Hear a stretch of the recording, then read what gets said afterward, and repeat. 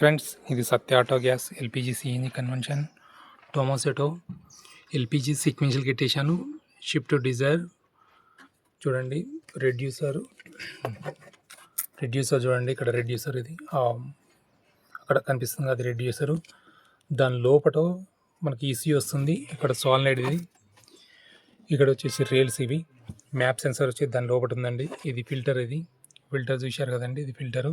చూడండి, వైరింగ్ కూడా నీట్గా ఎక్కడ కూడా కనపడదు. మనం చేసే వైరింగ్ ఎక్కడ కూడా నీట్గా ఉంటుంది, కనపడదు, ఎక్కడ కూడా కనపడదు. వైరింగ్ అంతా ఇక్కడంగా కిందంగా వచ్చింది. పైపులు కూడా నీట్గా ట్యాగ్స్, అన్ని ట్యాగ్స్ వేస్తాను. క్లాంప్స్ వేసాను చూడండి, క్లాంప్స్ ఇవి క్లిప్స్ ప్రతి ఒక్కదానికి వేస్తాను. క్లిప్స్ చూడండి, ఒక క్లిప్స్ పడుతున్నాయి, ప్రతి ఒక్కటి లోపల బయట అంతా కూడా క్లిప్స్ ఉంటున్నాయి. ప్రతి ఒక్కటి కూడా క్లిప్స్ వేస్తాను చూడండి.